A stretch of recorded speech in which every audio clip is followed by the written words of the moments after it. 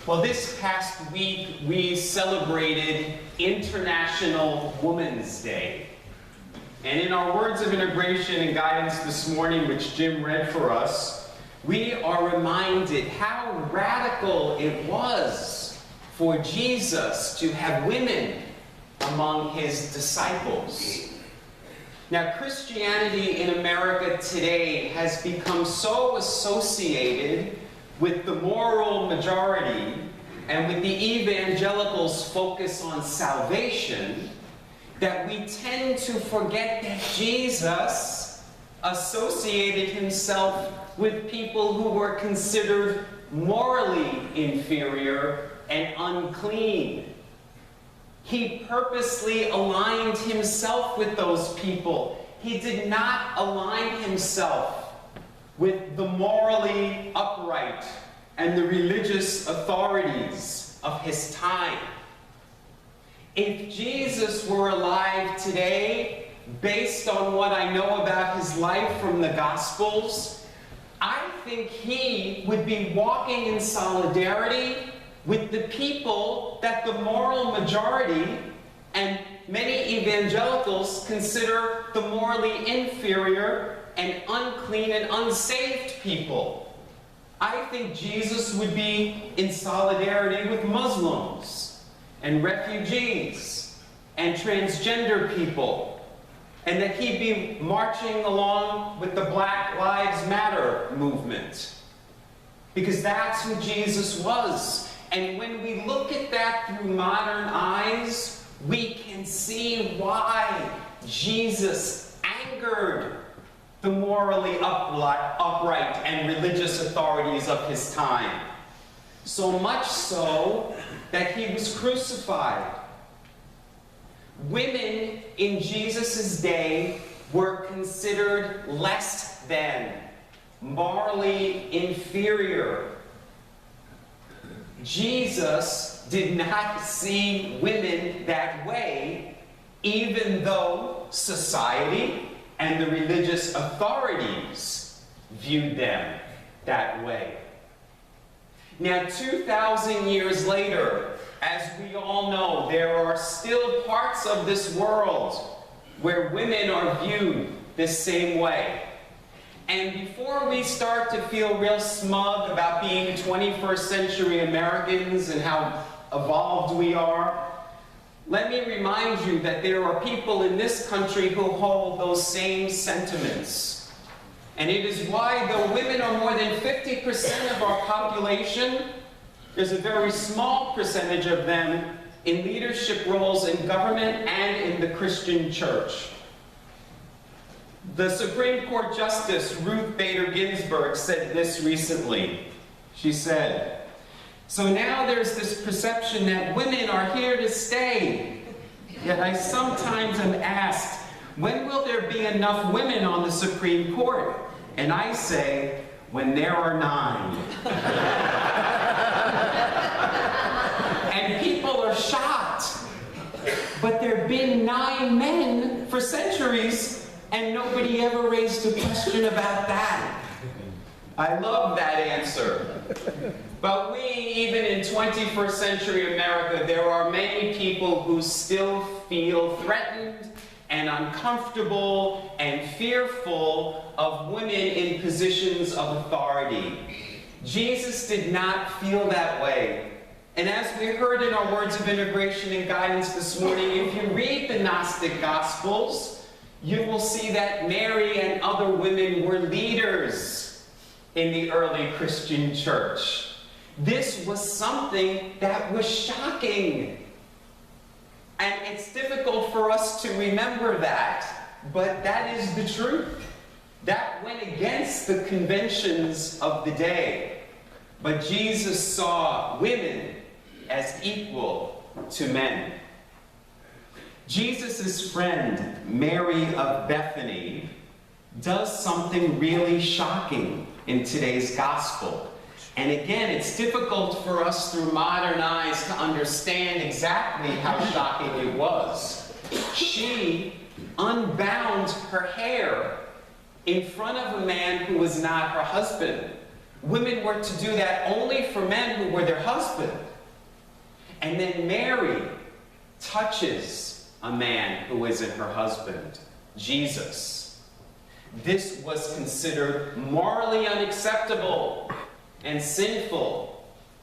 But notice, Jesus didn't have a problem with it. We are living at a time, even 2,000 years later, where although Jesus had women as leaders, that there are many Christian denominations today who refuse to ordain women and to have them in leadership positions in the church. This is not something Jesus would have wanted. It's not something that he did. Now, this story today is sometimes referred to as the woman with the alabaster jar. And it is told in all 4 Gospels. However, John's Gospel, which we read from today, the Gospel which was the last one to be written, generations after the events took place, it's the only one that says that the story took place in the house of Lazarus, who Jesus raised from the dead. I always found it interesting that the earlier gospel writers, the ones who lived closer to the time of Jesus, never mentioned Lazarus being raised from the dead. You would think that if Jesus raised a human being back to life, that would be a pretty big deal, and you'd want to include it in your stories of Jesus. But John is the only one who includes it. In Matthew and Mark's version of the woman with the alabaster jar story, the woman is not referred to as Mary. And it doesn't take place in the house of Lazarus. The story takes place in the house of Simon, a leper. And the woman is referred to as a prostitute. And in Luke's gospel, the story takes place in the house of a Pharisee. And the woman is referred to as a sinful woman. Judas is only mentioned in John's gospel as being so upset about the woman being wasteful. In the other stories we just hear, the disciples are indignant that she wasted all of the perfume. Now you may say, well, if there's all these inconsistencies in this story, it obviously must not be true. Because how could they all get it so wrong? Well, I've told you before, just because the stories may not be literally true, it doesn't mean that they don't speak to truth. This story, like all the gospel stories, reveals spiritual truth. The raising of Lazarus from the dead, whether or not Jesus physically raised him from the dead or not, doesn't matter. The truth of the matter is, the spiritual truth that's being taught is that death is an illusion and that we have eternal life. In this story today, the woman with the alabaster jar, the truth of the matter is that when we give extravagantly of our love to God, we experience the aroma and the fullness of God. The woman in today's story was uninhibited in her love for Jesus. She gave extravagantly of her expensive gift, lavished it at his feet, and it said the entire house was filled with aroma, which means her entire being was filled. All of the gospel stories are highly symbolic. I've been sharing with you, if you've been here the past few Sundays, about the symbolism of home. The home is our being, where God makes its dwelling. if we look at the similarities of this story in the four Gospels, they all have similarities that are symbolic. They all take place in a home where a meal is being prepared, and there's a woman and an extravagant gift. Last Sunday, the gospel was the prodigal son. That was also about home. He went back home, and what did he experience? Extravagant love, expensive gifts, and a lavish feast, just like in this story. The story of the prodigal son is about God's extravagant love for us, and today's story of the woman with the alabaster jar is about our extravagant love for God. When we, like the woman in this story, invite God into our home, and when we lavish such devotion and such love extravagantly, our entire being will be filled with a divine fragrance, with the aroma and fullness of God. This story, the woman gives of her love wastefully. Now, those of you who come every Sunday, you know that I end this service with a benediction that comes from Bishop John Shelby Spong. And he says that we need to live fully and love wastefully. And I love that that's what this story is about. The woman loves wastefully because there's an abundant, infinite supply that never runs out. We don't need to be stingy with it. Judas and the apostles who say, well, this money could be used for the poor. This is such a waste. But we see that this story is teaching us that there is an infinite supply and an abundance. Now, some of you today may think like Judas. You may say, well, yeah, that is true. That would be a lot of money to give to the poor. Well, Jesus didn't believe that, and I don't either. And in my past 2 years here as your pastor, I have seen this made manifest at Douglas UCC. All of you have given extravagantly of your time, your talent, and your treasure to this home which spiritually feeds you. And because you have given so extravagantly, our pews are now cushioned. We've renovated our retreat house and our friendship hall with brand new furniture.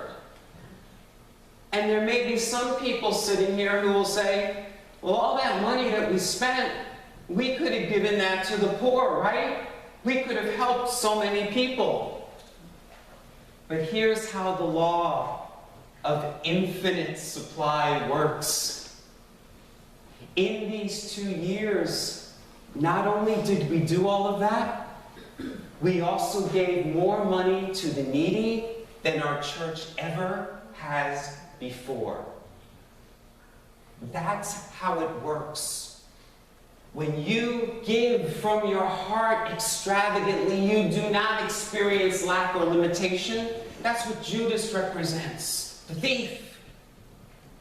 But when you give like the woman, what do you experience? What did the woman experience? She experienced the fullness of God. In Luke 6, Jesus says, the measure by which you measure will be measured back to you. So, if you're a person who, like Judas, believes in lack and limitation, and that's how you measure things, then that's what's going to be measured back to you. When you live in scarcity, I told you before, that means you live in scarcity. You live in fear, right? And that's what you're going to experience. But if you, like this woman, believe in the infinite supply and abundance, you know it never runs out, then you experience abundance and fullness. It is why Jesus said, "Seek ye first the kingdom, and then everything else will be added." That's what the woman does. She seeks ye first the kingdom. Now, Jesus told us where the kingdom was. Jesus said, "The kingdom of heaven is within you." That's where God dwells. That's your home. So in this, the 5th Sunday of Lent, 2 Sundays from now is Easter. In this week and the following week, what I would like to invite you to do is to do what the woman in this story did. I want you to find time each day to invite God into your home and to prepare a feast. I want you to go within to your inner dwelling place, to your home, and I want you to lavish such extravagant devotion upon God, to thank God for all of the blessings in your life, all of the abundance that you have, to lavish that extravagant, wasteful love at the feet of God. And like Mary, I know that you will experience the aroma of the divine fragrance, the aroma of the divine love, and that you will experience the fullness of God.